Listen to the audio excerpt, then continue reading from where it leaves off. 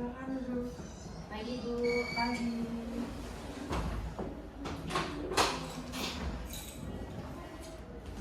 Oke. Selamat pagi Ayu. Gimana kabar kamu hari ini? Pagi Bu. Terus terang saya sudah kurang baik. Iya sih, memang kelihatan dari raut wajah kamu sepertinya kamu lagi bawa beban yang banyak ya hari ini. Iya. Mungkin boleh kamu ceritakan apa yang sedang kamu rasakan sekarang? Iya Bu. Saya ini kan sudah semester 7. Otomatis tugas kuliah saya itu padat, banyak. Kebetulan saya sedang PPL juga. Jadi setiap hari saya harus membuat laporannya. Terus saya sedang menyusun skripsi juga. Di balik kepadatan jadwal kuliah saya juga sambil bekerja. Jadi saya lelah sekali gitu Bu, mengatur antara bagaimana saya menyelesaikan tugas-tugas kuliah saya, juga menyelesaikan kebutuhan saya dan pekerjaan rumah saya gitu. Oh gitu ya, iya. Saya bisa ngebayangin sih gimana lelahnya kamu ya dari segala aktivitas yang kamu lakukan. Kalau begitu, dari semua yang kamu alami ini, kira-kira kamu ada keinginan apa sih untuk kehidupan kamu ke depannya gitu? Iya, saya sih maunya semuanya handle ya Bu. Tugas kuliah saya harus selesaikan semuanya tanpa ada satupun yang tersisa. Terus pekerjaan saya juga saya inginnya ya saya maksimalkan gitu kewajiban saya gitu. Terus untuk pekerjaan rumah otomatis saya juga tidak ingin suami dan anak saya terlantar gitu, harus saya urus. Jadi sebenarnya tiga-tiganya prioritas saya, tapi ya justru itu saya bingung Bu. Jadi saya mau memprioritaskan, kan nggak mungkin semuanya menjadi prioritas. Betul. Saya ingin minta saran ke Ibu, bagaimana bisa saya Rangkul semua ya? Iya, saya handle semuanya gitu. Saya selesaikan semuanya. Oke, baik. Berarti kalau misalnya nih dari keinginan kamu itu semua sudah tercapai, kira-kira apa perasaan yang akan kamu rasakan nanti? Saya tenang. Saya tidak akan memikirkan hal yang belum saya kerjakan gitu. Saya pasti merasa tenang. Baik. Artinya tujuan kamu itu adalah menemukan bagaimana cara kamu untuk mendapatkan keseimbangan itu dan kemudian mendapatkan ketenangan setelah semua tanggung jawab kamu itu bisa tercapai gitu ya? Betul Bu. Oke, baik. Baik, kalau begitu sekarang kita lihat dulu deh, lihat ke belakang lagi nih, seminggu terakhir apa sih yang sudah kamu lakukan terkait pekerjaan kamu, perkuliahan, dan keluarga, kira-kira apa, bagaimana kamu sudah melewatinya dalam seminggu terakhir? Kegiatan saya ya yang saya lakukan dari pagi sampai sekitar pukul 12 saya mengajar Bu seperti biasa. Setelah itu saya pulang ke rumah, biasanya saya masak, mengerjakan pekerjaan rumah gitu. Terus sore harinya biasanya saya bantu anak-anak mengerjakan PR. Setelah sama suami yang pulang kerja ya, setelah itu ya saya baru bisa memegang tugas kuliah saya, bisa mengerjakan tugas kuliah saya. Cuman kayak setelah aktivitas satu hari itu saya kelelahan Bu. Jadi ketika saya mau mengerjakan tugas-tugas kuliah, otomatis saya udah ngantuk gitu. Kadang tugas kuliah jadi terbengkalai. Oke, dari sekian banyaknya kegiatan yang kamu lakukan nih, yang sudah kamu lewati sebelumnya, apakah kamu sudah pernah membuat seperti jadwal atau daftar prioritas mungkin? Kalau secara tertulis sih tidak ya Bu. Saya hanya mengerjakan apa yang sekiranya mendesak di saat itu ya saya kerjakan duluan. Oke, semisal ada keadaan di mana kamu dihadapkan dengan dua kegiatan yang dilakukan secara berbarengan, kira-kira kegiatan mana yang akan kamu prioritaskan? Yang pasti pekerjaan atau keluarga dulu. Jadi untuk tugas kuliah jujur prioritasnya ya saya arahkan dulu. Oh gitu. Jadi kamu lebih utamakan ke pekerjaan dan keluarga ya. Oke, baik.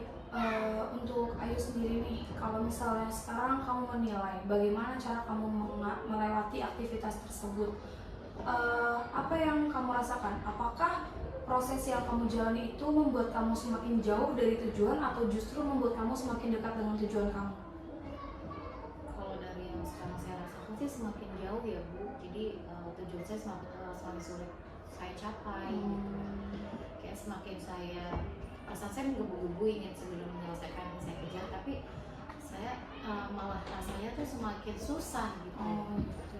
Jadi kamu merasa bahwa metode yang sekarang kamu jalani itu belum terlalu membantu ya untuk mencapai tujuan itu? Iya betul, saya rasa saya butuh cara baru untuk menyelesaikan semuanya. Oke, kalau begitu artinya ada kemungkinan kamu untuk mencoba hal baru, mencoba cara baru untuk mencapai tujuan tersebut. Bagaimana menurut kamu?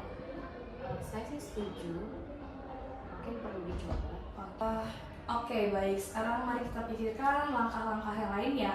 Mungkin kita lihat dulu dari tugas kuliah kamu. Adakah tugas yang mendesak belakangan-belakangan ini?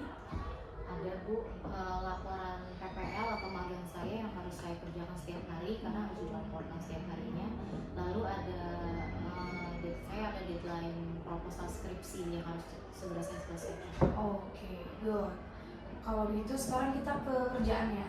Kira-kira dari pekerjaan kamu, bisakah kamu mengatur lebih detail lagi supaya pekerjaan kamu ini lebih cepat, lebih simpel, lebih ringkas, dan kamu lebih punya banyak waktu luang? Kalau planning saya saat ini, saya akan meminta izin ke ibu kepala sekolah untuk pulang tepat waktu. Jadi saya lebih punya banyak waktu untuk mengerjakan tugas-tugas kuliah saya. Oke. Atau mengurus keluarga saya. Baik, kemudian kalau untuk dari segi keluarga nih, kira-kira adakah tugas yang bisa dibantu oleh anak atau suami mungkin? Ya alhamdulillahnya anak saya sudah besar ya Bu, jadi sudah bisa saya lepas, maksudnya sudah bisa mandiri, jadi untuk pekerjaan kecil-kecil bisa dibantu oleh anak-anak dan kadang suami juga membantu. Berarti bisa lah ya dibantu oleh anak dan suami ya. Oke, kalau begitu artinya sekarang kita punya 3 langkah ya. Langkah yang pertama untuk prioritas kuliah kamu adalah kamu lebih fokus lagi ke tugas proposal kamu, memperbaikinya, kemudian laporan-laporan dan lain-lain. Kemudian untuk yang pekerjaan kamu, kamu bisa minta untuk pengurangan jam kerja, mengajukan ke atasan kamu untuk melakukan pengurangan kerja supaya kamu bisa pulang tepat waktu. Kemudian yang terakhir dari sisi keluarga, kamu bisa melakukan delegasi atau pembagian tugas bersama dengan anggota keluarga yang lain. Baik Bu, saya coba. Saya pikir ini ya cukup realistis untuk saat ini. Betul. Oke, kita juga perlu mengatur atau membuat jam belajarnya lebih tetap ya. Misalnya seperti 1 jam sebelum anak-anak bangun, kamu bisa menyicil tugas-tugas kuliah kamu. Kemudian 2 jam sebelum tidur bisa kamu lakukan juga untuk penyelesaian tugas. Tapi kalau bisa diupayakan jangan lewat dari jam 11 supaya waktu istirahat kamu juga tidak terganggu kayak gitu. Oke, baik Bu, akan saya coba. Ya. Dan perlu diingat ya untuk Ayu bahwa setiap tindakan itu ada pilihannya.